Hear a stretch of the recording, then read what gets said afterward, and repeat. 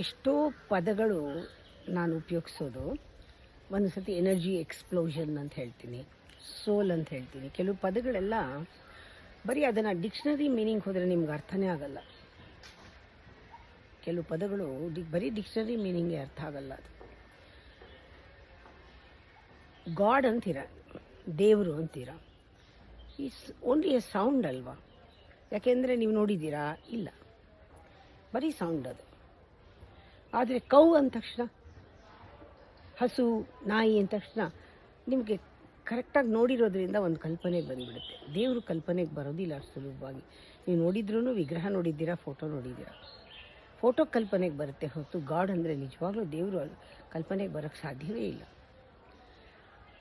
ಯಾವಾಗ ನಮಗೆ ಗೊತ್ತಾಗತ್ತೆ ಇದು ಹೌದು, ನನಗೆ ಗೊತ್ತಿರೋ ಬರೀ ಪದ, ನನಗೆ ಗೊತ್ತಿರೋದು ಬರೀ ಇದರ ಶಬ್ದ ಮಾತ್ರ, ನಾನು ಇದನ್ನು ನೋಡಿಲ್ಲ, ಅದಕ್ಕೆ ನಾನು ಕಲ್ಪಿಸ್ಕೊಳ್ಳೋಕ್ಕೂ ಆಗಲ್ಲ, ಕಲ್ಪನೆಯೂ ಸುಳ್ಳಾಗತ್ತೆ, ಇದು ಯಾರ್ದೋ ಕಲ್ಪನೆ ಪಿಕ್ಚರ್ನಲ್ಲಿ ಬರೆದಿರೋದು ಅಂತ ನಮಗೆ ರಿಯಲೈಸ್ ಆಗಿಬಿಟ್ರೆ ನಾವು ಅನುಭವಕ್ಕೆ ಹೊರಡ್ತೀವಿ.